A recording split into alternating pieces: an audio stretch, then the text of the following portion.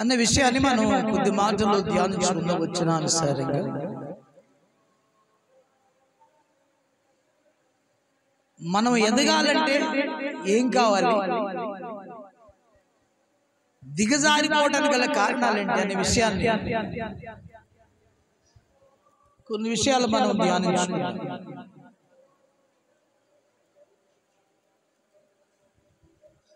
ఒక వ్యవసాయదారుడు ఒక పొలం వేసాడు అనుకోండి.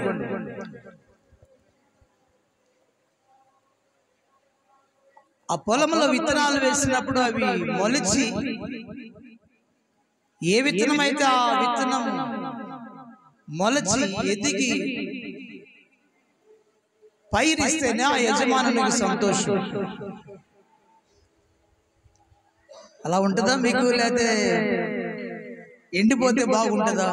అసలు మొలవకుండా ఉంటే బాగుంటుందా ఆ పొలం యజమానునికి? చెప్పండి అమ్మా. మీరు కూడా చాలా మంది పొలాలు ఉన్నాయి. మీరు పొలంలో విత్తనాలు వేశారు, పత్తి వేశారు, మిర్చి వేశారు, లేకపోతే ఇంకొకటి వేశారు, మొక్కజొన్న వేశారు, లేదా రకరకాల ఏంటంటో అనుకూలతను బట్టి పైరు వేస్తూ ఉంటారు.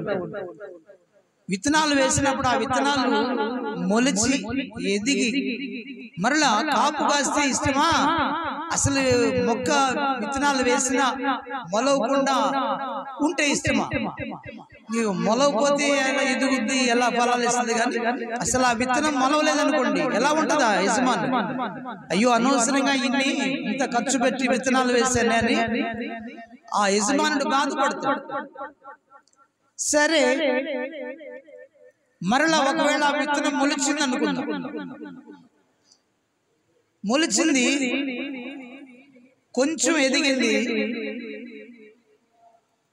కానీ ఫలాలు లేవు. యజమానుడికి బాగుంటుందా? ఏమంటాడు యజమానుడు? అయ్యో విత్తనాలు వేసాను, ఖర్చు పెట్టి ఇంతకాలం నీరు కట్టాను, మందు వేసాను, ఎరువు వేసాను, చెట్టు ఎదిగింది కానీ పైరు మాత్రం, పంట మాత్రం ఏ పంట లేదు. ఉట్టిగా ఆకులతో ఉంది ఆ తోటంతా. అప్పుడు యజమానుడు ఎలా ఉంటాడు? ఇంత కష్టపడ్డా కానీ కదా ఫలితం లేకపోయింది కదా అని ఎంతో యజమానుడు బాధపడతాడు. కాబట్టి అలాగనే ప్రభునందు ప్రియమైన వాళ్ళరా, దినదినం మనం ఎదగాలి. కానీ సంఘము ఆత్మానుసారంగా ఎదిగే సంఘముగా ఉండాలి. క్రమశిక్షణలో ఎదిగే సంఘముగా ఉండాలి. మూడోది, ప్రేమ కలిగిన సంఘముగా ఆ సంఘము ఎదుగుతూ ఉండాలి.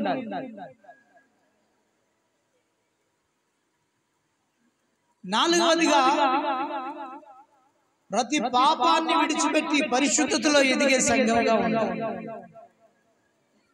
ఐదవది, మనం గమనిస్తే మన జీవితము మార్పు కలిగి ఉండాలి. నూతన జీవితం, నీ మాట, తలంపు, క్రియలు అన్ని కూడా నూతన సృష్టిగా ఎదిగే సంఘముగా ఉండాలి.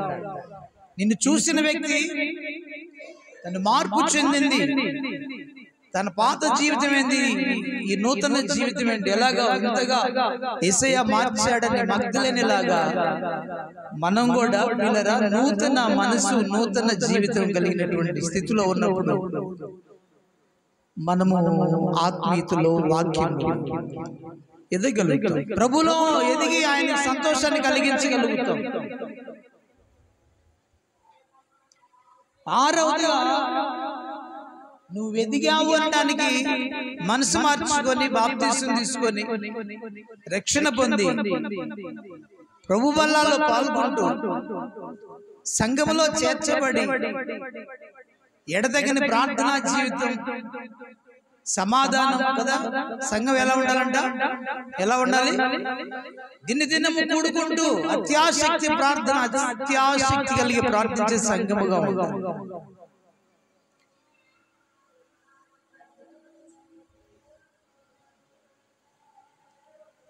అలాగా మనం ప్రభు బలలో పాల్గొంటూ ఉండాలి. ప్రభు బలలో పాల్గొనాలంటే చాలా భయం కావాలి. అది ప్రభు శరీరం అని రక్తం అని గ్రహించినప్పుడు, నువ్వు భయంతో తీసుకున్నప్పుడు దేవుడు నిన్ను వృద్ధి చేస్తాడు. వీటన్నిటికి కారణం ఏంటంటే సంఘము దినదినము ఎదుగుతూ, ఇంకా 7వ విషయం ఏంటంటే ప్రభు రాకడకు సిద్ధపడు. 7వ విషయం, అలా సిద్ధపడ్డావు అంటే నువ్వు సంఘంలో దినదినం ఎదుగుతూ ఉన్నావని అర్థం. ప్రార్థనలో, వాక్యంలో, విశ్వాసంలో, ఆరాధనకు రావడంలో, ఇవన్నీ కూడా నువ్వు జాగ్రత్తగా ఉంటే, నువ్వు సిద్ధపడితే నువ్వు ఎత్తబడే సంఘంలో ఉన్నావని అర్థం. నువ్వు ఆత్మీయతలో దినదినం ఎదుగుతున్నావని అర్థం. కాబట్టి ఇవన్నీ మనం కలిగి ఉన్నప్పుడంట క్రైస్తవుడు ఎదుగుదలకు ఇవన్నీ మెట్లని అర్థం. అంటే ఒక యజమానుడు విత్తనాలు వేసిన తర్వాత దానికోసం ఓపికతో కనిపెట్టుకొని ఉంటాడంట. ఒకసారి చూస్తారా మాట? పేతురు రాసిన పత్రిక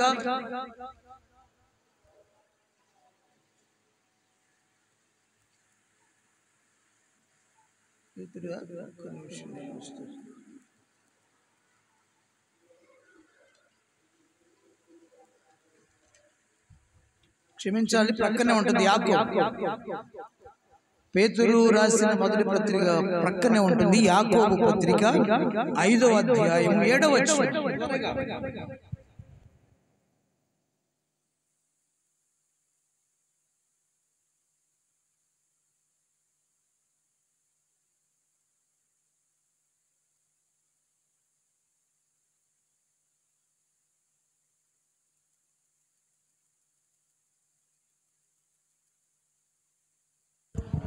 సహోదరులారా, ప్రభు రాకడ వరకు ఓపిక కలిగి ఉండి చూడుడి. వ్యవసాయకుడు తొలకరి వర్షము, కడవరి వర్షమును, సమకూడు వర్షము, విలువైన భూఫలముల నిమిత్తము ఓపికతో కాచుకొనుచు దాని కొరకు కనిపెట్టుకొను కదా. ప్రభు రాక సమీపించి ఉన్నది కనుక మీరు ఓపిక కలిగి ఉండుడి, మీ హృదయములను సిద్ధపరచుకొనుడి. సహోదరులారా, మీరు తీర్పు పొందకుండా నిమిత్తము ఒకని మీద నొకడు సనగకుడి. ఇదిగో న్యాయాధిపతి వాకిట నిలిచి ఉన్నాడు. నా సహోదరులారా, ప్రభు నామమున బోధించిన ప్రవక్తలను శ్రమానుభవమును ఓపికయు మాదిరిగా పెట్టుకొనుడి. సహించిన వారిని ధన్యులను కొనుచున్నాము కదా. మీరు యోబు యొక్క సహవాసమును గూర్చి వింటిరి. ఆయన ఎంతో జాలియు కనికరమును కలవాడని మీరు తెలుసుకొని ఉన్నారు.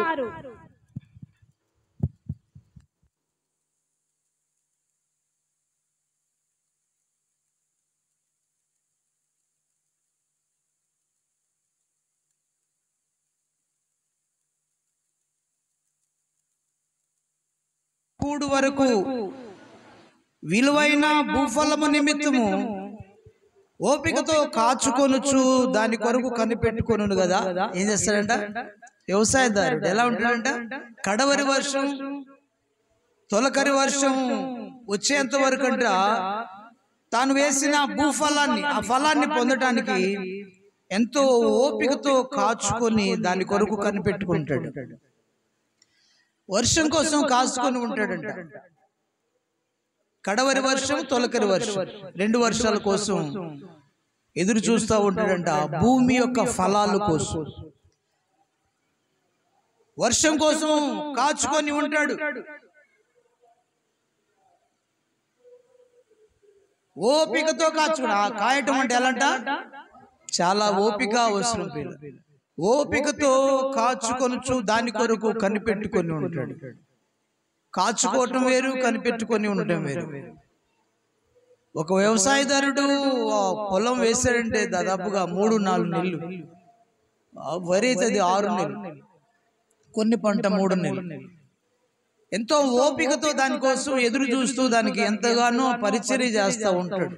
ఉదయం లేచిన దగ్గర నుండి సాయంత్రం వరకు 10 గంటలైన 9 గంటల, కొంతమంది పొలంలో ఆ టైం కూడా ఉంటుంది. భూఫలము కోసం ఎంతగానో ఎదురు చూస్తున్నట్లుగా దేవుడు కూడా నువ్వు ఎదిగి ఆయనకి సంతోషం ఇవ్వాలని ఆయన చూస్తూ ఉన్నాడు. ఎంతో ఓపికతో కనిపెట్టుకున్నాడు. ఎదిగినప్పుడు ఆయనకి ఇక ఏం చేస్తాడు? ద్రాక్ష తోటలో అంజూరపు వేశాడు. ఏం వేశాడమ్మా?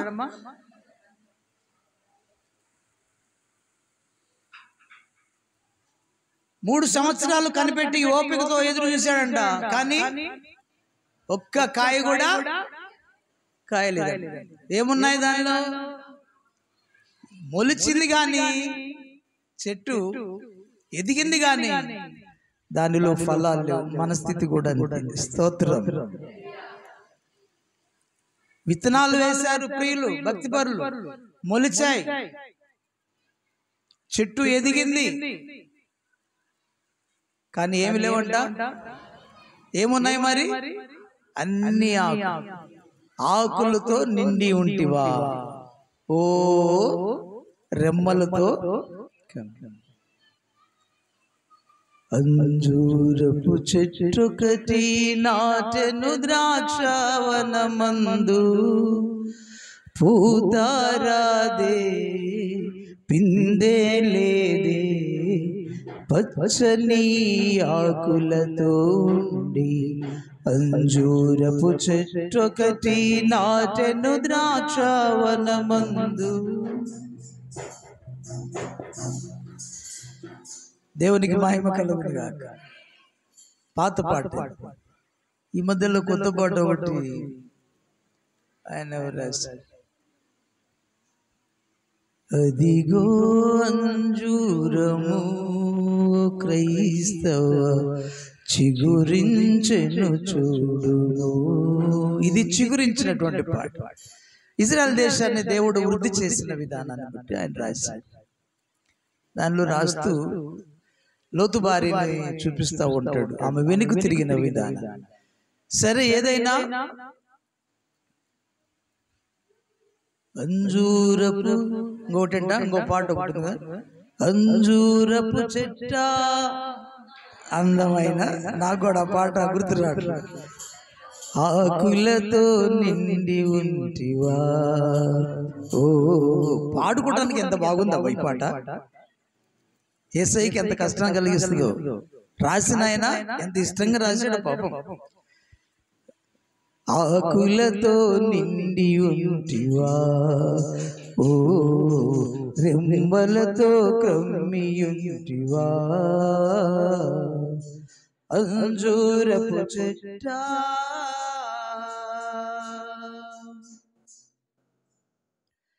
యజమా తోటమాల, మొదటి వచ్చిన నాకు కూడా గుర్తులేదు. స్తోత్రం. యజమానుడు నిన్ను చూడ ఆశతో వచ్చెనే, వెదకి వెదకి చూచిన లేవాయ ఫలములు. పడదమందరం. యజమానుడు నిన్ను చూడ ఆశతో వచ్చెనే, వెదకి వెదకి చూచిన లేవాయ ఫలములు. కాపెందుకు కాయలేదు చెట్ట,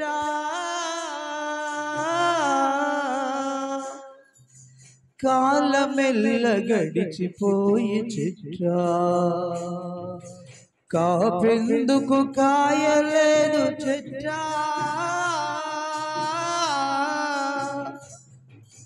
కాలమెల్ల గడిచిపోయే చెట్ట. అంజూరపు చెట్ట,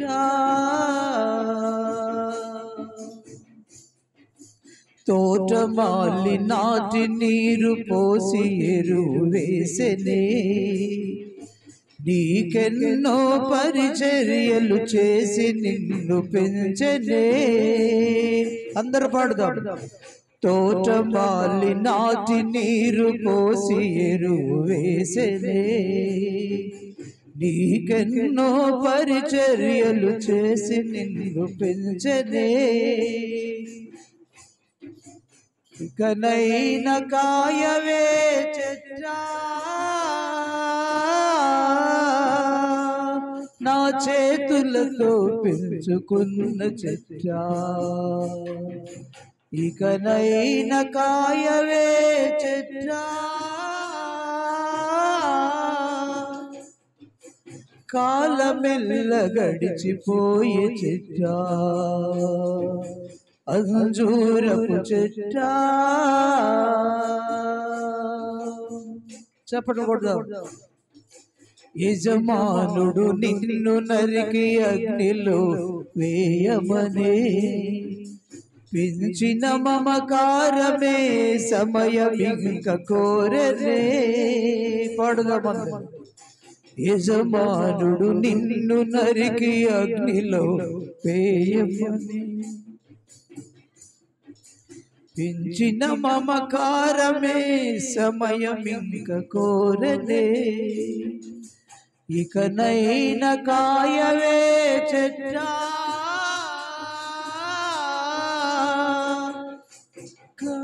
నా చేతులతో పెంచుకున్న చెట్టా కడవరి గడియలు నీకు చెట్టా నా చేతులతో పెంచుకున్న చెట్టా అంజూరపు చెట్టా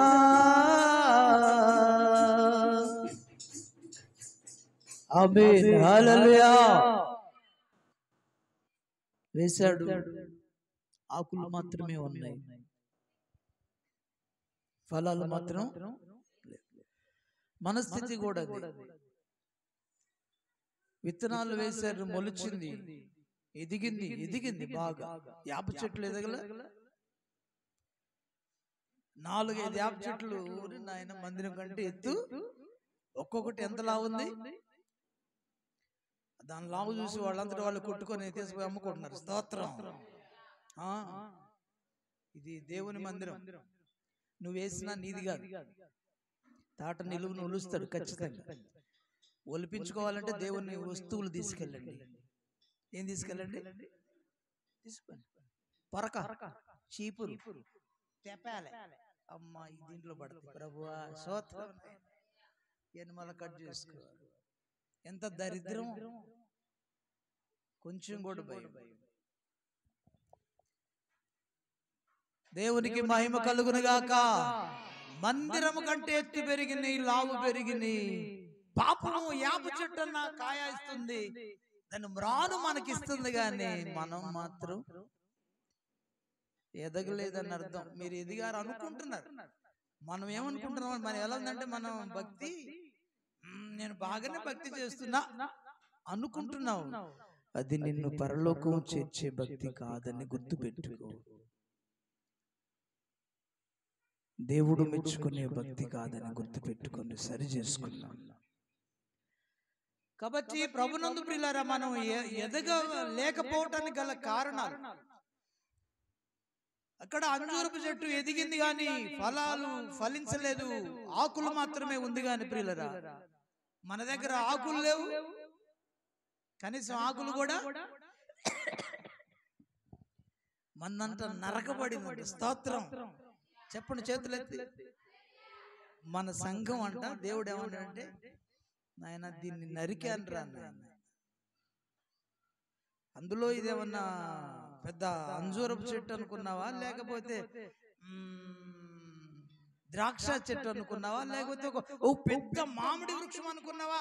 కాయలు తినడానికి పోతున్నావు. నేను ఇచ్చాను కానీ జాగ్రత్త. నరకబడిన స్థితి అంటే కొంచెం అవకాశం ఇస్తున్నాడు మరలా ఎదగటానికి. మొద్దు నుంచాడు కాబట్టి జాగ్రత్తగా సరి చేసుకుందాం. సెల్ఫ్ ఈగో మరి పనికిరాదు. ఏంటన్నది సెల్ఫ్ ఈగో అంటే? దాన్ని బైబిల్ గ్రంథంలో ఒక మాట ఏమన్నాడంటే, కీర్తనల గ్రంథంలో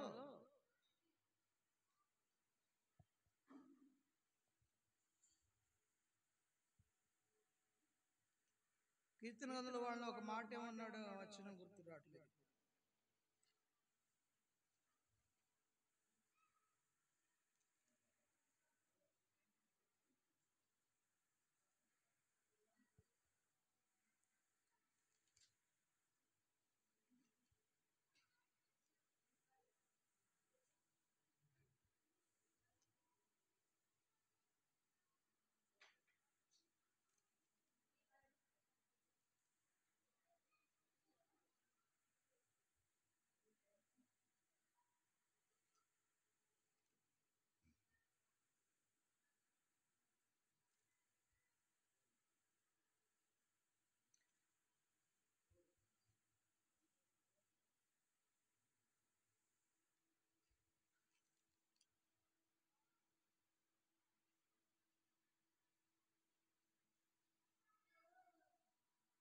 వాళ్ళని తమను తామే పొగుడుకుంటారంట.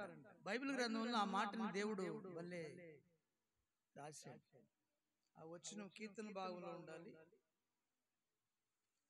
అది వచ్చిన గుర్తురాట్లా, అధ్యాయం గుర్తురాట్లే.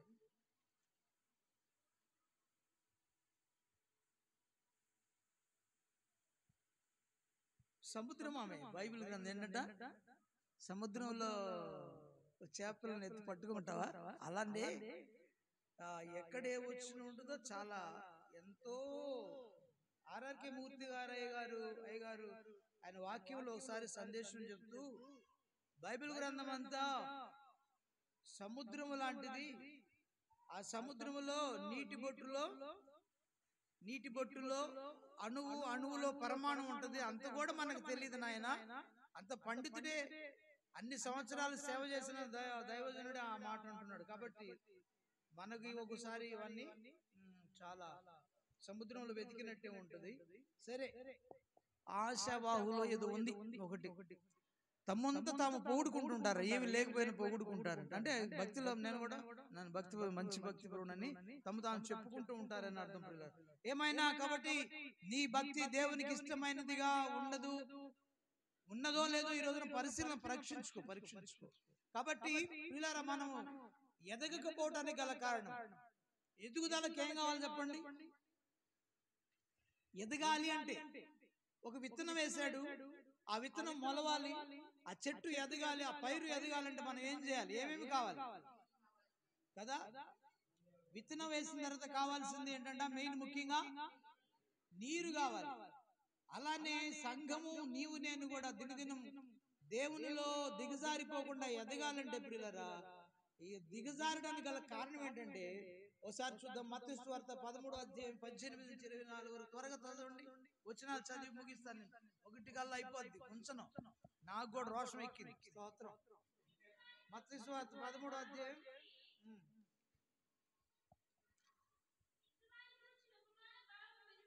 18-24 తొందరగా చదువు.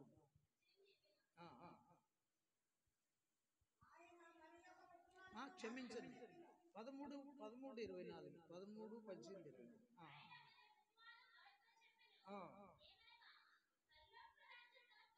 పొలములో మంచి విత్తనము విత్తిన ఒక మనుష్యుని పోలి ఉన్నది.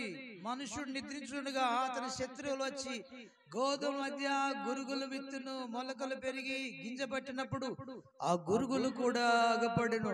అప్పుడు ఆ ఇంటి యజమానుని దాసులు అతని యొద్దకు వచ్చి, అయ్యా, నీవు నీ పొలంలో మంచి విత్తనాలు విత్తితివి కదా, అందులో గురుగులు ఎక్కడ నుండి వచ్చినవని అడిగి, ఇది శత్రువు చేసిన పని అని అతడు వారితో చెప్పగా, ఆ దాసులు, మేము వెళ్ళి వాటిని పెరికి కూర్చుట నీకు ఇష్టమా అని అతను అడిగిరి. అందుకు అతను, వద్దు, గురుగులు పెరుగుచుండగా వాటితో కూడా ఒకవేళ గోధుమలను కూడా పెళ్లగింతుడు. కోతకాలం వరకు రెండింటిని కలిసి ఎదుగునీయుడి. కోతకాలమందు గురుగులను ముందుగా కూర్చి వాటిని కాల్చివేటుకు కట్టలు కట్టి గోధుమలను నా కొట్లలో చేర్చి పెట్టుడని కోతగాండ్రతో చెప్పుదునని. దేవునికి మహిమ కలుగునుగాక. కాబట్టి ప్రభునందు ప్రియమైన వారలారా, ఎదుగుదలకు కారణం ఒక పొలములో, ఒక ఎకరం పొలములో వేసిన పైరైనా లేకపోతే ఒక చెట్టు అయినా ఎదుగుదలకు కారణం ఏంటంటే నీరు కడితేనే ఆ మొక్క విత్తనం ఎదుగుద్ది, ఫలిస్తుంది. కాబట్టి అలానే మనము కూడా ఎదగకుండా దినదినము దిగజారిపోవడానికి గల కారణం ఏంటంటే లోతైన అనుభవం లేని స్థితి. ఒకటి, వాక్యము లేని పరిస్థితి, వాక్యానికి విలువ లేని పరిస్థితి, వాక్యాన్ని వినలేని పరిస్థితి, వినిన వాక్యాన్ని చేర్చుకోలేని పరిస్థితి. వాక్యము నీరుతో సమానం. దేవుని స్తోత్రం చెప్పండి. ప్రియులారా, వాక్యానికి చోటు లేదు నీలో, దేవునికి చోటు లేదంట. స్తోత్రం చెప్పండి. ఒకసారి రోమపత్రిక 1వ అధ్యాయం, వాక్యానికి చోటు లేదు. త్వరగా రోమా 1:28.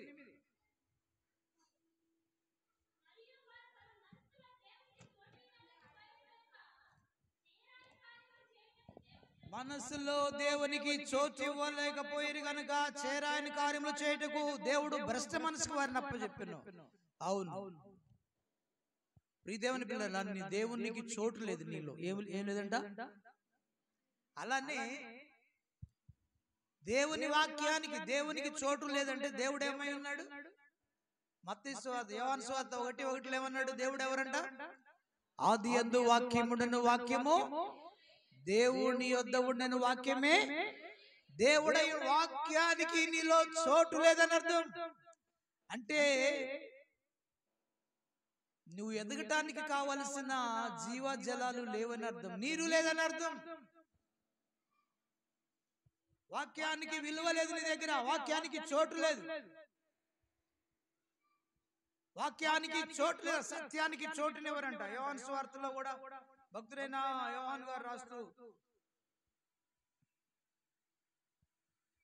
వాక్యానికి చోటు ఇవ్వరంట ప్రియులారా. వాక్యం మీలో నిలిచి ఉండలేదంటాడు. ఒకసారి చూద్దామా? 6వ అధ్యాయం 5వ అధ్యాయం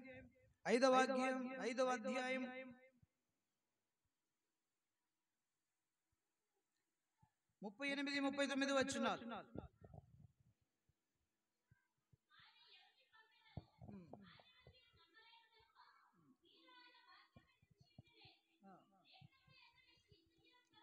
లేఖనములు యందు నిత్య జీవము గలదని మీరు తలంచుచున్నారు, వాటిని వెదుగుచున్నారు గాని అవే నన్ను గురించి సాక్ష్యం ఇచ్చుచున్నవి. జీవము కలుగునట్లు మీరు నా యొద్దకు రానొల్లరు. మహిమ పొందువాడను కాను, ఎరుగుదును దేవుని ప్రేమ మీలో లేదు. దేవునికి స్తోత్రం. దేవుని వాక్యమునకు మీలో చోటు లేదని మాట కొడుతుంది ప్రియులారా. దేవునికి మహిమ కలుగును గాక. కాబట్టి దేవునికి చోటు లేదు, వాక్యమైన యేసయ్యకు నీలో చోటు లేదు.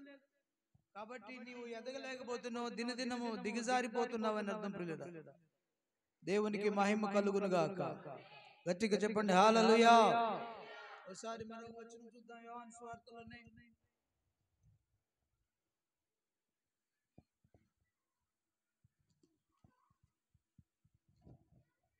యోహాను సువార్త 17వ అధ్యాయం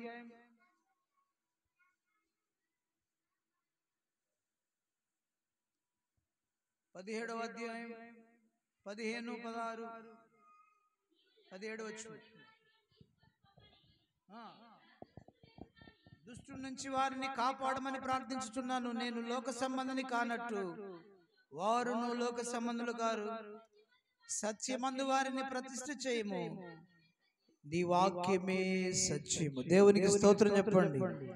అవును ప్రియులారా, ప్రభు అయిన యేసు అంటున్నాడు, నేనే మార్గము సత్యము జీవం అన్నాడు.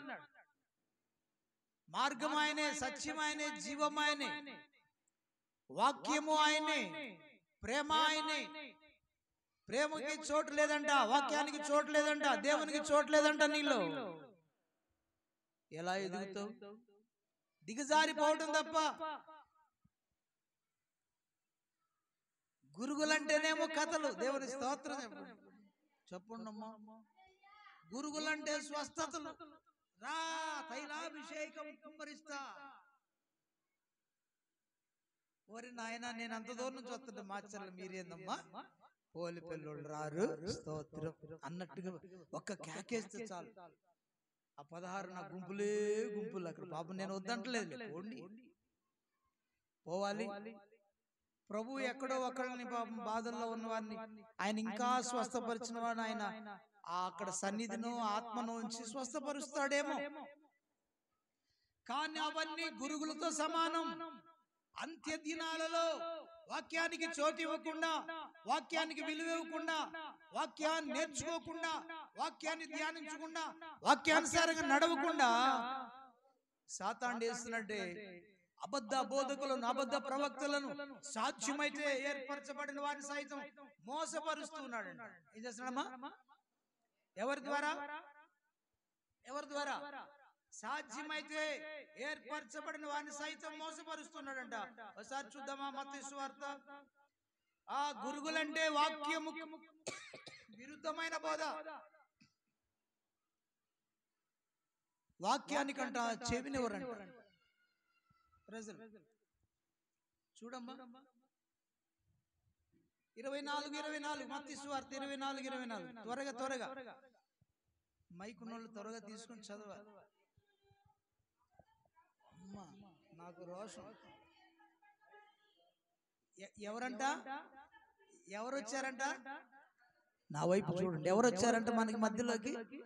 అబద్ధపు క్రీస్తులంట, ఇంకా అబద్ధపు ప్రవక్తలు వచ్చి సాధ్యమైతే ఏర్పరచబడిన వారిని సైతము మోసపరచుటకై ఏం చేస్తారంటే వీళ్ళు గొప్ప సూచక్రియలు, గొప్ప మహత్కార్యాలు కనపరిచెదరు. ఇదిగో ముందుగా నేను మీతో చెప్పి ఉన్నాను కాబట్టి ఎవరైనా ఇదిగో అక్కడ ఉన్నాడని మీతో చెప్పిన వెళ్ళకుండి, అరణ్యములో ఇదిగో లోపల గదిలో ఉన్నాడని చెప్పిన నమ్మకుండి. మెరుపు తూర్పున బట్టి పడమటకి ఎలాగా కనబడును అలాగే మనుష్య కుమారుని రాకడా. పీనుగా ఎక్కడ ఉండను అక్కడ గ్రద్దలో పీనుగా పీకుతంటే గద్దలు పోగొడుతుంట. మనమేమో పీనుగా, వాళ్ళేమో చెప్పరంట. ఎవరోళ్ళు? అబద్ధ ప్రవక్తలు, అబద్ధ బోధకులు ఎవరంట? వీళ్ళు అద్భుతాలు చేస్తారంట, మహత్కార్యాలు చేస్తారంట. జాగ్రత్త, అంత్య దినాలలో దేవుని ఉన్నాయి, సాతాని ఉన్నాయి.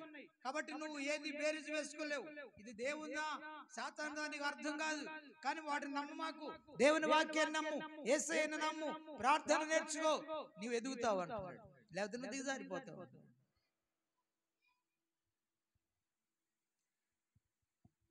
గద్దలు పోగవుతాయంట. ఎక్కడ చెప్పలేండి మా. ఒక ఆయన పాస్టర్ గారు ఆ వాక్యం పెట్టింది చర్చిలో. పీనుగు ఎక్కడున్నో గద్దలు అక్కడ పోగోవని పెట్టాడు సెంటర్.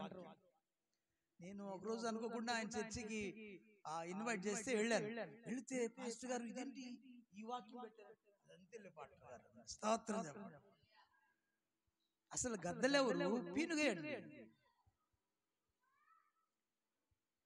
పీనుగ అంటే తెలుసా మీకు? మా చెప్పండి తల్లులారా, పీనుగులు ఎప్పుడు చూడలేదా మీరు? పీనుగులు బలి పెట్టాడు అక్కడ. ఏం పెట్టాడు? పీనుగా ఎక్కడ ఉండునో ఆ ట్రాన్స్లేషన్ బలి పెట్టాడు. శవమన్నని పెట్టినా బాగుండేది. ఏం పెట్టాడు? పీనుగ అంట. ఏంటంటే అది ఏంటది పీనుగంటే? నువ్వు నేను ఒక్కసారి మనలో ఉన్న ఆత్మ దేవుడు బయటికి రా అంటే 50 మంది ఇక్కడ అందరు పీనుగలు అయిపోతారు. స్తోత్రం. అవునా కాదమ్మా? యేసయ్య మనందరూ మందిరంలో ఉన్నారు, మీరు ఉండడానికి వీల్లేదు. ఇక్కడ రాకడ వస్తుంది, శ్రమకాలం వస్తుంది, 7 ఏళ్ళ శ్రమలు వస్తున్నాయి. నా పిల్లలారా మీరు అందరూ మంచివాళ్ళు, ఒక్కసారి నా దగ్గరికి రండి అన్నారు అనుకోండి, ఆత్మ మనలోంచి ఒకసారి బయటకు వచ్చేసింది అనుకోండి, అప్పుడు ఏమవుతామంట? మనం శవం అయిపోతాం. ఆత్మ లేని దేహాన్ని పీనుగా అంటున్నాడు. దేవునికి స్తోత్రం. మోటు భాష అది, శవము నీటి భాష. స్తోత్రం. అక్కడికి అంటే దాని అర్థం ఏంటంటే ఆత్మ లేని మనుషులే పీనుగులతో సమానం. దేవుని వాక్యం లేని జీవితం, ప్రార్థన లేని జీవితం, ఆత్మ లేని జీవితం, భయం లేని జీవితం, భక్తి లేని జీవితం, వీఆర్ బికమ్ పీనుగా, పీనుగులతో సమానం. ఆ పీనుగుల దగ్గరికి ఎవరు వస్తారంట? ఎవరు వస్తారు? గద్దలు. గద్దలు గద్దలు అంటే ఎవరు? అబద్ధపు ప్రవక్తలు. అబ్బో ఏం చెప్తారు తండ్రి. స్తోత్రం నాయన. కల్పనా కథలు, గురుగులు అంటే అవే. అబద్ధ ప్రవక్తులు, అబద్ధ బోధకులు వేసినటువంటి విత్తనాలే గురుగులు. వాళ్ళు ఏ విత్తనాలు వేస్తారంట? అంత్య దినాలలో అపాయకరమైన కాలాల నుండి వాళ్ళు ఏం వేస్తారంట? కల్పనా కథలు చెప్తూ ఏం చేస్తారంట? దురద చెవులు ఉంటాయంట. మనకైతే మనకేమున్నాయంట? చెప్పరు ఉంటామ్మా. మనకేమున్నాయి? పీనుగులం మనం. రెండోది దురద చెవులు ఉన్నాయి. చెప్పుకుంటూ పోతే చాలా క్వాలిఫికేషన్స్ ఉన్నాయి మనకి. నువ్వు పీనుగువా, జీవమున్న ఆత్మ ఉన్నటువంటి ఆత్మవా? ప్రశ్న వేసుకోండి. దేవుని ఆత్మ లేని, క్రియలు లేని, విశ్వాసం లేని, భయం లేని, భక్తి లేని, క్రమము లేని పీనుగుతో సమానమా నీవు? లేకపోతే దేవుని భయము కలిగి దేవుని మనసులో చేర్చుకొని చోటిచ్చి, వాక్యానికి చోటిచ్చి, ఆత్మకు చోటిచ్చి, భయభక్తులకు చోటిచ్చి, విశ్వాసానికి చోటిచ్చి, దేవుని సన్నిధికి ఆత్మకు చోటిచ్చిన ఆత్మ సంబంధులమైనటువంటి ఆత్మలమ్మ. దేవుడు మొదట జీవాత్మలు వదిలినప్పుడు నరుడు జీవాత్మ అయిన. దేవుని స్తోత్రం. ఎవరంట నరుడు? జీవాత్మ. నీవు ఆత్మవి అంటే దేవుని కొరకు జీవించాలి, దేవుని స్తుతించడాలి, దేవునికి మహిమ తేయడానికి నిన్ను దేవుడి లోకములో ఒక ఆత్మగా, ఆత్మ అంటే బలమైనది అని అర్థం. దేవుని స్తోత్రం. దేవుని చేత బలముగా వాడబడేటువంటి దేవుని యొక్క అద్దములో ఆయన నువ్వు గినక ఎవరైనా ఆయనను చూడాలంటే నిన్ను చూస్తుంటే దేవుడు కనిపించాలి. దేవునికి స్తోత్రం. నీలో దేవుని ప్రతిబింబము కనిపించాలి, దేవుని క్రియలు కనిపించాలి. కాబట్టి గురుగులు ఒక గోధుమలు వేసాడంట. పంటలో గోధుమలు వేస్తే ఏమున్నాయంట? అక్కడ గోధుమలు మొలిచాయి. గోధుమలతో పాటు గురుగులు కూడా, గురుగులని విత్తనాలు వేశాడు. ఎవరు వేశారని ఆ పని వాళ్ళు వచ్చి అడుగుతున్నారు. పని వాళ్ళ పని ఏంటి? శత్రువు రాకుండా కాపాడాలి. ఈ పని వాళ్ళు అలాంటి కాదు, ఇంట్లో పడుకున్నారు అన్నమాట. ఈ మధ్యరాత్రిలో శత్రువు వచ్చి ఏం చేశాడంట? గురుగులు వేశాడు. గురుగులు అంటే ఇవి అర్థమైందా? గురుగులు అంటే వాక్యానికి విరుద్ధమైన బోధ, వాక్యానుసారంగా నడవని సేవకులు, మిమ్మల్ని పీక్కు తినే గద్దలు. దేవుని స్తోత్రం. చెప్పండి అమ్మా, చెప్పండి గట్టిగా హల్లెలూయా. ఆ గద్దలు అబద్ధ ప్రవక్తులు, అబద్ధ బోధకులు, గురుగులు, ఇవన్నిటికి చాలా సాదృశ్యం. దేవునికి స్తోత్రం కలుగునుగాక. వీళ్ళు ఏర్పరచబడిన వారు సైతం మోసపరుస్తారంట, అద్భుతాలు చేస్తారంట, ఆశ్చర్యకార్యం మహత్కార్యాలు జరిగిస్తారంట. ప్రియులారా, జాగ్రత్తగా వివేచించి ఉందాం. రాకడ దగ్గరగా ఉంది. ఆయన రాకడ ఎలా ఉంటుందంట? ఎలా ఉందంట? ఆయన రాకడ ఎలా ఉంది? మెరుపు తూర్పును పుట్టి పడమటకు ఎలాగా? మెరుపు తూర్పును పుట్టిందమ్మా. వింటున్నారు? నా వైపు చూడండి ఒకసారి, నా వైపు చూడండి. ఉరుములు మెరుపులు వస్తున్నాయి. మెరుపు అంట తూర్పును పుట్టిందంట. ఎట్లా వచ్చిందంటే వెంటనే పడమటి కూడా అంత దూరం వచ్చేసింది. తూర్పు నుంచి పడమరకు వచ్చేసిందండి మెరుపు. ఎంతసేపు వస్తుంది? ఒక 10 గంటలు లేకపోతే 10 సంవత్సరాలు పడుతుందా? చెప్పరంటమ్మా, ఎంతసేపు పడుతుంది? కన్ను మూసి తెరిచేలోపు సర్రన ప్రభు రాకడు కూడా, నా రాకడు కూడా అంత క్షణం, రెప్పపాటు. రెప్పపాటు కంటే ఇంకా బిఫోరే అర్థం. మెరుపు తూర్పును బట్టి పడమటికి రావటం. మెరుపు యొక్క వేగం చాలా, ఇంకా స్పీడ్. నువ్వు కనురెప్ప మూసి తెరిచేలోపు కూడా అంతకంటే ఇంకా ఎర్లీగానే వెళ్ళిపోద్దని అర్థం. అంతగా త్వరగా ఉంది ఆయన రాకడ. రాకడ వస్తుందమ్మా, సిద్ధపడండి పిల్లలారా.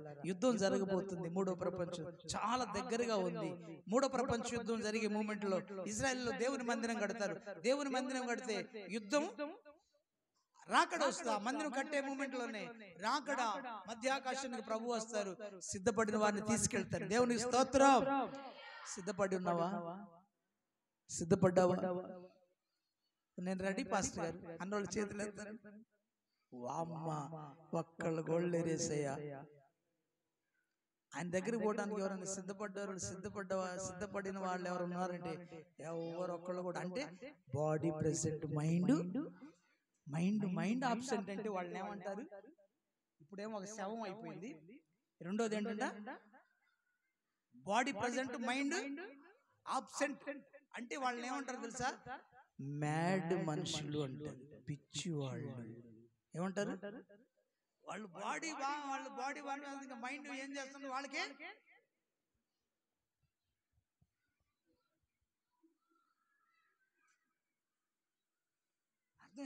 పిచ్చి మనుషులు ఎలా ఉంటాడు? పాపం మన నారాయణ ఎవరు వస్తాడు, ఒక ఆయన ఎట్లుంటాడు? ఒకప్పుడు బాగున్నాడు, ఇప్పుడు ఎలా ఉన్నాడు? పిచ్చి అంటే అట్లా మైండ్ మారిన తర్వాత ఎలా ఉన్నాడు? అతను ఏం చేస్తున్నాడు? అర్ధరాత్రి పోతున్నాడు. ఒకసారి బండి 11 గంటలప్పుడు వెళ్తుంటే, 12 గంటలప్పుడు వెళ్తుంటే వస్తా ఉన్నాడు అటు నుంచి. అమ్మ ఎవరు అయ్యింది అనుకుంటే మహానుభావుడు. స్తోత్రం. అంటే ఏ టయాన వెళ్ళేది తెలీదు, ఏం చేసేది తెలీదు, ఏం చేస్తుంది తెలీదు, ఏం చేయబోయేది కూడా. వాళ్ళని ఏమంటారంటే పిచ్చి వాళ్ళు అంటారు. మ్యాడ్ మనుషులు, మ్యాడ్ మ్యాన్ అంటే మనుషులు. టైం అయిపోయింది, నేను ముగిస్తాను, నన్ను క్షమించండి. కాబట్టి నువ్వు దిగజారిపోతున్నావు అంటే కారణం నువ్వు ప్రియులరా దేవుని వాక్యానికి చోటు, దేవుని సన్నిధికి చోటు, దేవునికి చోటు ఇవ్వటంలా నువ్వు ఎండిపోతున్నావంటే, ఫలించలేకపోతున్నావంటే, ఎదగలేకపోతున్నావంటే దేవుని వాక్యానికి ఇవ్వాల్సిన విలువ, దేవుని సన్నిధికి ఇవ్వాల్సిన విలువ నీవు ఇవ్వట్లేదు కాబట్టి నువ్వు ఎదగలేకపోతున్నావు, దిగజారిపోతున్నావు. ప్రార్థన అంటే దిగజారుడుతాను, వెళదాంలే అనుకున్నటువంటి, ఆయన వచ్చినప్పుడు చూసుకుందాంలే అనుకున్నారు. సిద్ధపడినటువంటి కన్యకలు కాకుండా సిద్ధపాటు లేని 5 కన్యకలు. ఆయన వచ్చినప్పుడు చూద్దాంలే అనుకున్నారు, కొంచెం ఉంది కదా అనుకున్నారు. ప్రియులారా, మధ్యరాత్రిలో కేక వినపడింది, ఇదిగో ప్రభు ఆయన పెళ్లి కుమారుడు వస్తున్నాడు, ఆయన ఎదుర్కొన్న రండి అని కేక వినపడింది. సిద్ధపడిన బిడ్డలు వెంటనే నూనె ఇంకొంచెం పోసుకున్నారు, దీపాన్ని వెలిగించారు, రెడీగా నిలబడి ఉన్నారు. నిర్లక్ష్యముగా ఉన్నటువంటి మిగిలిన కన్యకలు వెలిగించాలని చూస్తున్నారు. నూనె కొంచెం ఉంది కాబట్టి దీపం ఆరిపోయే పరిస్థితిలో వస్తా ఉంది. అయ్యో, ఆయన వచ్చినప్పుడు దీపం ఆరిపోతే ఎలాగా అనుకొని ప్రక్క వారిని అడిగారు, కొంచెం మాకు బారో ఇస్తారా, అప్పుగా నూనె ఇస్తారా అంటే, మేము మా దగ్గర కూడా మాకు చాలదేమో, మీరు వెళ్ళి కొనుక్కొచ్చుకోండి అంటే. అర్ధరాత్రి ఇప్పుడు షావుకారు ఉంటాడమ్మా, మన షావుకారులు కొట్టు అన్నాం అనుకో, ఎవడరా నువ్వు ఈ టైంలో వచ్చిన, దొంగ వచ్చినాడు, తలుపు తీమాక అంటాడు, స్తోత్రం తీస్తాడా.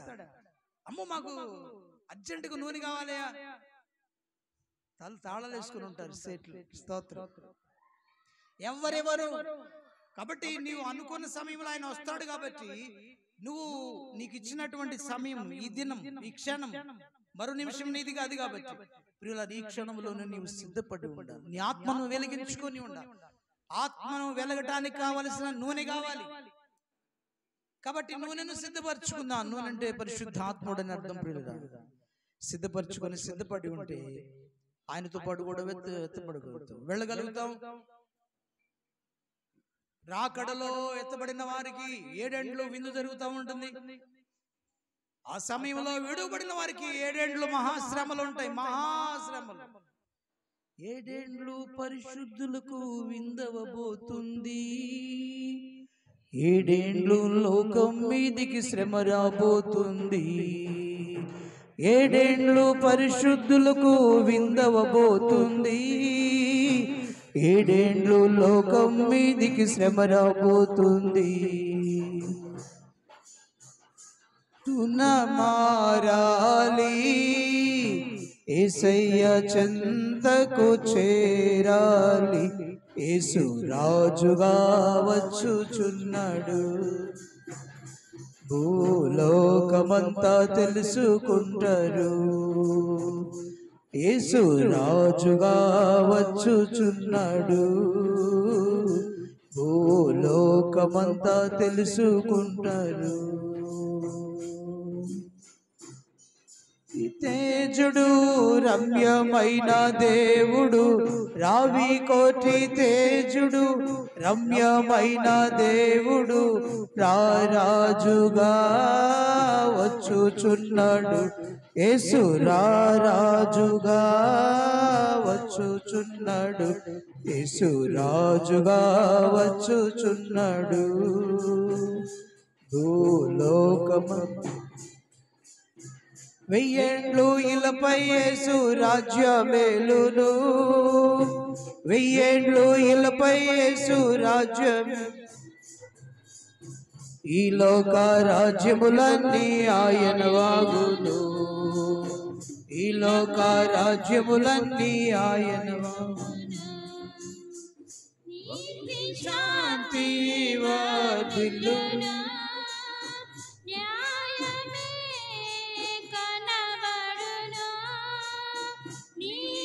శాంతి వర్ధిల్లును, న్యాయమే కనబడును. యేసు రాజుగా వచ్చుచున్నాడు. భూలోకమంతా తెలుసుకుంటాడు, యేసు రాజుగా వచ్చుచున్నాడు. భూలోకమంతా తెలుసుకుంటాడు. యేసు రాజుగా వచ్చుచున్నాడు, భూలోకమంతా తెలుసుకుంటారు. రావి కోటి తేజుడు రమ్యమైన దేవుడు, రావి కోటి తేజుడు, రమ్యమైన దేవుడు, రారాజుగా వచ్చుచున్నాడు, రారాజుగా వచ్చుచున్నాడు, యేసు రాజుగా వచ్చుచున్నాడు, భూలోకమంతా తెలుసుకుంటారు. ఏడేండ్లు పరిశుద్ధులకు విందవబోతుంది, ఏడేండ్లు పరిశుద్ధులకు విందవబోతుంది, ఏడేండ్లు లోకం మీదికి శ్రమ రాబోతుంది, ఏడేండ్లు లోకం మీదికి శ్రమ రాబోతుంది. ఈ సువార్త మోయబడును, ఈ సువార్త మోయబడును, వాక్యమే కరువగును, యేసు రాజుగా వచ్చుచున్నాడు. భూలోకమంతా తెలుసుకుంటారు. మేఘాల మీద యేసు వచ్చుచున్నాడు, మేఘాల మీద యేసు వచ్చుచున్నాడు, పరిశుద్ధులందరినీ తీసుకుపోతాడు, పరిశుద్ధులందరినీ తీసుకుపోతాడు. లోకమంతా శ్రమకాలం, లోకమంతా శ్రమకాలం, విడువబడుట బహుఘోరం, యేసు రాజుగా వచ్చుచున్నాడు. భూలోకమంతా తెలుసుకుంటారు. క్రైస్తవుడా మరువవద్దు ఆయన రాకడా, క్రైస్తవుడా మరువవద్దు ఆయన రాకడా, కనిపెట్టి ప్రార్థన చేయి సిద్ధముగా రండు, కనిపెట్టి ప్రార్థన చేసి సిద్ధముగా రండు. పాటున మారాలి, యేసయ్య చెంతకు చేరాలి, రేప పాటున మారాలి, యేసయ్య చెంతకు చేరాలి, యేసు రాజుగా వచ్చుచున్నాడు. భూలోకమంతా తెలుసుకుంటారు. ఆమేన్. అందరూ చేతులెత్తి స్తోత్రం చెప్దాం. ఆమేన్, ఆమేన్, హల్లెలూయా. 4 విషయాలు. ఒకటి, వాక్యానికి విలువనివ్వని ప్రజలకు, వాక్యాన్ని ప్రేమించని వారు, వాక్యాన్ని మదిలో దాచుకోకపోయినా, వాక్యానికి విలువనివ్వపోయినా, వాక్యానుసారంగా నడవకపోయినా, వాక్యానికి చోటు ఇవ్వకపోయినా, పిల్లరా నువ్వు దిగజారిపోతావు ఆత్మీయతలో, దేవుని యొద్దకు చేరలేవు. రెండవ విషయం, నీ సహవాసం దుష్టుల సాంగత్యము మంచి నడవడిని చెరుపును. 1 యోహాను కొరింథీయులకు రాసిన పత్రిక 15వ అధ్యాయం 34వ వచనంలో అన్నాడు, దుష్ట సాంగత్యము మంచి నడవడిని చెరుపును. నీ సహవాసమే నిన్ను ఆత్మీయంగా ఎదగకుండా అన్ని విషయాల్లో దిగదారుస్తూ ఉంటుందని అర్థం. 3వ విషయం, ప్రియులారా, లోక స్నేహమును చేసి దేవుని కోపానికి పాత్రుడై నీవు నేను కూడా లోక స్నేహము చేస్తే ప్రియబిడ్డ నువ్వు ఎదగలేవు. నువ్వు దిగజారిన స్థితిలోనే దిగజారిపోతుంటావు. ఆత్మీయతలో, దేవుని భక్తిలో దిగజారిపోతూ ఉంటావు, విశ్వాసంలో దిగజారిపోతూ ఉంటావు. కాబట్టి లోక స్నేహం మంచిది కాదు. నువ్వు లోక స్నేహం చేస్తున్నావంటే ఆత్మీయతలో ఇంకా ఎదగలేదని అర్థం. దిగిపోతున్నావు, చీకటి గల దొంగ భూగులు అని అర్థం. 4వ విషయం కనుక గమనిస్తే మత్తయి 26:41 అన్నాడు, ప్రార్థన నిద్రపోతుతనం. నిద్రపోతే పేతురు గారు, యోహాను, యాకోబు ముగ్గురు నిద్రపోతున్నారు. ప్రభువారు మాత్రమే మెలుగుగా ప్రార్థన చేస్తున్నారు తన ట్రయల్స్ కు వెళ్ళేటప్పుడు ప్రియులారా. కాబట్టి ప్రార్థన లేమి, నిద్రపోతుతనం, ఆత్మీయంగా నువ్వు దిగజారిపోతావు, ఎదగలేవు. కాబట్టి ప్రార్థన చేసే బిడ్డలుగా ఉందాం. ప్రార్థన మానక ప్రార్థన చేద్దాం. నిద్రను మరిచి మెలుగుగా ఉందాం. దేవుని వాక్యం అంటుంది, కాలములో నెరిగిన వారై మీరు మెలుగుగా ఉండండి. పగలు గతించి రాత్రి గడిచిపోతా ఉంది. తేజ సంబంధమైన యుద్ధోపకరణములు ధరించుకోమన్నాడు. కాబట్టి ప్రార్థన మెలుగుగా ఉందాం. ప్రార్థన చేస్తూ నువ్వు సిద్ధపడి ఉందాం. తద్వారా నువ్వు ప్రభువుకి ఇష్టమైన భక్తి చేయగలుగుతావు. నువ్వు ఎదుగుతున్నావని, నీలో ఫలాలు ఉన్నాయని దేవుడు ఇష్టపడతాడు. లేకపోతే అంజూరపు చెట్లాగా ఆకులతో ఉన్నావని నీ భక్తి దిగజారిపోతుంది. దేవుడు కూడా నీకు దూరం అవుతాడు, నీవు కూడా దేవునికి దూరం అవుతావు. ప్రియ బిడ్డ, 4వది నీ రక్షణ గురించిన నిర్లక్ష్యమే. ప్రియులరా, అన్ని విషయాలలో నీవు నిర్లక్ష్యంగా ఉంటున్నావు. కాబట్టి గలతీ 3:3-4లో ఆ వచనాలు అన్నాడు, నిర్లక్ష్యమే, రక్షణ గురించిన నిర్లక్ష్యం మనకు దిగజారుడు స్థానం. రక్షణ పొందావు గాని నీకున్న భక్తిలో, ప్రార్థన, విశ్వాసం, నిరీక్షణలో ముందు కొనసాగటం నిర్లక్ష్యంగా ఉంటున్నావు. నీవు పొందిన రక్షణను జాగ్రత్తగా కాపాడకుండా పోగొట్టుకుంటూ ఉన్నావు ప్రియులరా. కాబట్టి నీ నిర్లక్ష్యమే, నీవు దిగజారిపోతున్నావు ఆత్మీయతలో. జాగ్రత్తగా నిర్లక్ష్యంగా ఉండకుండా ఆయనంటే లక్ష్యం ఉంచుదాం. ఆయన ప్రార్థన, సన్నిధన, వాక్యమన్నా, ఆరాధన, ఆదివారం అన్నా, అన్ని విషయాలలో ఆయనంటే లక్ష్యం ఉంచాలి. నిర్లక్ష్యము పనికిరాదు. నువ్వు దిగజారుతున్నావని అర్థం. 5వది ప్రియులరా, భక్తిలో దిగజారుడుతను. ప్రకటన గ్రంథం 2వ అధ్యాయం 1-4లో అన్నాడు, నులివెచ్చని స్థితి, ప్రేమ చల్లారిపోవటం. నీలో ప్రేమ చనిపోతూ ఉంటే, చల్లారిపోతుంటే, ప్రేమ లేకుండా నువ్వు జీవిస్తూ ఉంటే అంటున్నాడు. ఒకసారి చదవండి, 2:1-4 వచనాలు ముగిస్తున్నాను, అయిపోయింది. ఇప్పటికే హాఫ్ అన్ అవర్ వద్దనుకున్నాను. నేనేమన్నాను, పౌరుషం వచ్చింది అన్నాను, కానీ మళ్ళా ఒక్క మాట ముగిస్తాను. ప్రకటన గ్రంథం 2వ అధ్యాయం 1-4 వచనాలు త్వరగా.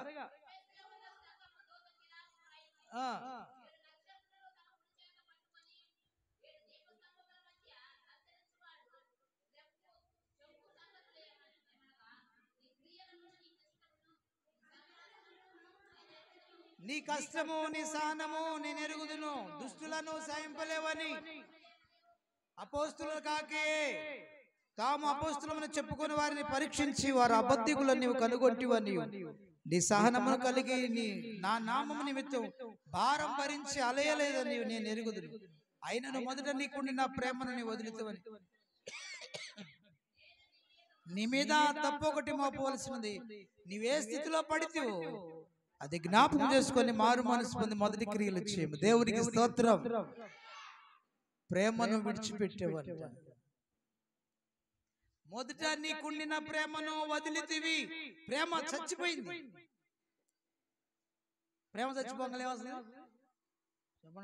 ప్రేమ చచ్చిపోతే ప్రేమ ఇంటూ వ్యతిరేక పదం ద్వేషం. ఈ చూపులు మొదలైతే స్తోత్రం. ఏ చూపులు అంట? విషపు చూపులు అంట. స్తోత్రం. ద్వేషం వస్తుంది. ప్రేమను విడిచితివి, వదిలితివి. కాబట్టి మొదట నీకున్న ప్రేమను మరలా పట్టుకోమంటున్నాడు. నీవు ఏ స్థితిలోంచి పడిపోయావో జ్ఞాపకం చేసుకొని మారు మనసు పొంది మరలా ప్రేమను సంపాదించుకో. ప్రేమ లేని వాడు వ్యర్థుడు. ప్రేమ అంటే స్తోత్రం చెప్పండి. సినిమాలో బావా బావా అనుకుంటూ వచ్చేస్తారు వాళ్ళిద్దరు శత్రువులే. పాస్ట్ గారు పాస్ సినిమా చూశాడు, మేము కూడా సినిమా చూసుకోదాం, బాగా చూస్తట్టుంది. మీరు పాత సినిమాల్లో చిన్నప్పుడు చూసినప్పుడు వాళ్ళిద్దరు శత్రువులే, బావ బామర్దులు అన్నమాట. ఇద్దరు వస్తారు. ముందేమో అటు వస్తున్నప్పుడు అరే వడుతున్నాడు అనుకుంటుంటారు, మళ్ళీ దగ్గరికి రాగానే బావ అని వాటి వేసుకుంటారు. అదే ప్రేమ. కాదు కాదు కాదు కాదు. గద్దించేది ప్రేమ, బుద్ధి చెప్పేది ప్రేమ, జాగ్రత్త అని హెచ్చరించేది ప్రేమ, నీ కొరకు ప్రార్థించేది ప్రేమ. నేను శత్రువు, నాకు శత్రువులు ఉన్నారు, నేను అందరి కోసం ప్రార్థన చేస్తాను. అది ప్రేమ అంటే. లోపల వారి రక్షణ కోరుకునేది ప్రేమ. అయ్యో నువ్వు ఎందుకు ఇంకా నాశనం నరకానికి వెళుతున్నావు, ఇప్పుడైనా నువ్వు తెలుసుకుంటే బాగుండు కదా, మార్చుకుంటే బాగు, నీ బ్రతుకు నీ క్రియలు నరకాన్ని తప్పించుకుంటే బాగుండు కదా. అయ్యా తప్పించయ్యా, క్షమించయ్యా, మార్చయ్యా, అది ప్రేమ. ఎదురుపోయి ఏంటి లోపల అంటే మళ్ళా అది కాదు. నువ్వు ఎదుటి పడిన జాగ్రత్త, మార్చుకోమని గద్దించి అతని కోసం ప్రార్థించేది. యేసయ్య చూపిన ప్రేమ, నీకోసం ప్రాణం ఇచ్చిన ప్రేమ. యేసయ్య ప్రేమ కలిగి ఉంటే నువ్వు ఎదుగుతావు. వాక్యములు, ప్రార్థనలు, విశ్వాసములు దినదినం ఎదిగి కాపు చెట్టు నిండా ఫలాలే. అప్పుడు యేసయ్య అనుకుంటాడు, ఓ నా కుమార్తె ఎంత మంచిగా ఫలించావమ్మా అంటాడు. రాతల్లి కాయలన్నీ తినడానికి ఆయన వస్తాడు. ఆయన వస్తాడంట ఆకలి కొని ఆయన వస్తే, ఏదో పాట ఉంది కదా, ఆకలి కొని ఒక్క కాయ కూడా లేదు. ప్రశ్న వేసుకుందాం ఈ రోజున, ప్రశ్న వేసుకో. నువ్వు దిగజారి ఉన్నావా భక్తిలో? ఎదుగుతూ ఫలాలు ఫలిస్తూ ఉన్నావా? ప్రశ్న వేసుకుందాం. దేవుడి మాటలు మన వెనుకల్లో దీవించునుగాక. మరొక వారం మిగిలిన విషయాలు ధ్యానించుకుందాం. పరిశుద్ధుడైన తండ్రి, నీ వందనాలు, స్తోత్రం.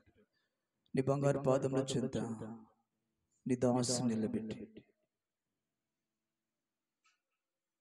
విత్తనాలు యజమానుడు వేసినప్పుడు అవి మొలవకపోయినా బాధ, ఒకవేళ నీరు కట్టినప్పుడు మొలిచి ఎదిగి ఆకులు వేయకపోయినా బాధ, ఎదిగిన తర్వాత ఫలాలు పుష్పించకపోయినా, ఫలాలు కాయకపోయినా యజమానునికి బాధ. అలానే నా ప్రభువా, ఎన్ని సంవత్సరాలు భక్తి చేస్తున్నాం కానీ మాలో ఎదుగుదల లేదయ్యా. ఆకులే ఉన్నాయి, పై రూపమే కనిపిస్తా ఉంది, అంతరంగం బాగలేదయ్యా. దయతో మా అంతరింద్రియాలలో అంతరంగాన్ని మార్చు, మా మనస్సు మార్చండి, మా ఆత్మను సిద్ధపరచండి, ఆత్మలో బలాన్ని ఇవ్వండి, ఆత్మకు జ్ఞానాన్ని ఇవ్వండి, ఆత్మ దీపం వెలుచుండి సహాయం చేయండి ప్రభువా. దేవా, వాక్యానికి చెవినివ్వనటువంటి కాలం కాబట్టి మేము ఎదగలేకపోతున్నాం, దిగజారిపోతున్నామయ్యా. రెండవది నాయన, ప్రార్థన లేని వల్ల దిగజారిపోతున్నాం, చెడ్డ సహవాసం వల్ల మేము రివర్స్ గా వెళ్ళిపోతున్నాం. నా ప్రభువా, నీకు వందనాలు అయ్యా. లోక స్నేహము దేవునికి వైరం, అలానే లోక స్నేహం చేసి మేము దిగజారిపోతూ ఉన్నాం. దేవా, నీవు ఇచ్చిన రక్షణ నిర్లక్ష్యం చేసి మేము వెనకడుగు వేస్తూ భయం లేక నిర్లక్ష్యంగా ఉన్నందువలన దిగజారిపోతున్నాం. లక్ష్యమే లేదు, నిర్లక్ష్యమే ఉంది, అందువలన దిగజారిపోతున్నాం, ఎదగలేకపోతున్నాం. ప్రభువా, నీకు ఇష్టంగా బ్రతకలేకపోతున్నాం. ప్రేమ చొచ్చిపోయి, ప్రేమను విడిచిపెట్టి ప్రభువా ద్వేషాన్ని తెచ్చుకొని మేము రివర్స్ అయిపోతున్నాం అయ్యా. వృద్ధి కలగలేకపోతున్నాం, ఎదుగుదల, ప్రార్థనలో ఎదుగుదల లేదు, వాక్యంలో ఎదుగుదల లేదు, విశ్వాసంలో ఎదుగుదల లేదు, ప్రభువాని సన్నిధిలో ఎదుగుదల లేదు. ఒలీవ మొక్కల వల్లే ఎదిగి ఫలించడానికి సహాయం చేయండి. సమయాన్ని బట్టి వందనాలు నాయన. మీరే మాట్లాడి మహిమ పొందినందుకు స్తోత్రాలు. సంఘాన్ని ఉజ్జీవింపచేయండి, సంఘాన్ని విషయాలు పరచమని, ఆదరించి బలపరచమని, ప్రతి శోధనలు బంధించమని, నీ సన్నిధిలో మందసముంచమని, బలిపీఠం మీద అగ్ని ఉంచమని, నీ ఆత్మను మందిరములో ఉంచమని, జీవనదులు ప్రవహించి మేమందరము జీవించుదుముగాక, ఫలాలు ఎదిగి ఫలించుదుముగాక. మీరే మహిమ పొందమని ఈ సమయాన్ని బట్టి స్తుతులు చెల్లిస్తూ యేసయ్య నామమున ప్రార్థిస్తున్నాము తండ్రి, ఆమేన్. చెప్పండి ఆమేన్. నీ ధనము నీ ఘనము ప్రభు యేసుదే, నీ దశమ భాగము నీయ వినుదీతువా. వినుదీతువా ధరలోన ధనధాన్యములు నీయ త్వరగా కరుణించి కాపాడి రక్షింపగా పరలోకనాదుండు నీకీయగా మరి యేసు కొరకీయ వినుది ఈ ధనము నీ ఘనము ప్రభు యేసుదే నీ దశమా భాగము నీయ వెనుదీతువా వెనుదీతువా పాడి పంటలు ప్రభువు నీకీయగా గూడు గుడ్డలు నీకు దయచేయగా పాడి పంటలు ప్రభువు నీకీయగా గూడు గుడ్డలు నీకు దయచేయగా వేడాంగ ప్రభు యేసు నామమును గడువేల ప్రభుకీయను క్రైస్తవా వేడాంగ ప్రభు యేసు నామమును గడువేల ప్రభుకీయను క్రైస్తవా నీ ధనము నీ ఘనము ప్రభు యేసుదే నీ దశమా భాగము నీయ వెనుదీతువా వెనుదీతువా వెలుగు నీడలు గాలి వర్షములు కలిగించే ప్రభు నీకు ఉచితముగా వెలుగు నీడలు గాలి వర్షములు కలిగించే ప్రభు నీకు ఉచితముగా వెలిగించే ధరపైన ప్రభు నామము కలిమి కొలదిగా ప్రభు నాకర్పింపగా వెలిగించే ధరపైన ప్రభు నామము కలిమి కొలది ప్రభు నాకర్పింపగా నీ ధనము నీ ఘనము ప్రభు యేసుదే నీ దశమా భాగము నీయ వెనుదీతువా వెనుదీతువా. ప్రార్థన చేసుకుందాం. కానుకల కోసం సహోదరి సుశీలమ్మ గారు ప్రార్థన చేస్తారు. కానుకల నిమిత్తం ప్రార్థన చేసుకుందాం. తలలు వంచండి త్వరగా. స్తోత్రం నాయనా, కొందనాలు. స్తోత్రం స్తోత్రం స్తోత్రం స్తోత్రం స్తోత్రం స్తోత్రం. మిక్కిలుగా ప్రేమించిన మా ప్రియ పరలోకపు తండ్రి, నీ బంగారు పాదములకు స్తుతి స్తోత్రాలు చెల్లిస్తున్నాం. మా ఘనమైన దేవా, నీకు వందనాలయ్యా, నీకు స్తుతి స్తోత్రాలు నాయనా. గడిచిన పునరుద్ధాన దినం నుండి ప్రభువా, ఈ పునరుద్ధానం వరకు నాయనా నీ రెక్కల కింద దాచుకొని ప్రభువా మా కాయ ఆరోగ్యాన్ని ఇచ్చిన ఆయన, మా పాదములకు రాయి తగలకుండా ప్రభువా మమ్మల్ని కాచి కాపాడు దీవించి ఆశీర్వదించి నాయన నీ సన్నిధిలో నాయన ప్రభువా నిలబెట్టినందుకు వందనాలకు స్తోత్రం నాయన. నీ సన్నిధికి నడిపించినందుకు వందనాలకు స్తోత్రములు నాయన. ఇదిగో నా ప్రభువా నాయన అయ్యా, ఇంకా రాలేక వెనుకబడ్డ బిడ్డలు నాయన సంఘాన్ని కదిలించి నడిపించాయ యేసయ్య, నీకు వందనాలు అయ్యా. నీ దాసుడు చెప్పిన వాక్యాన్ని నాయన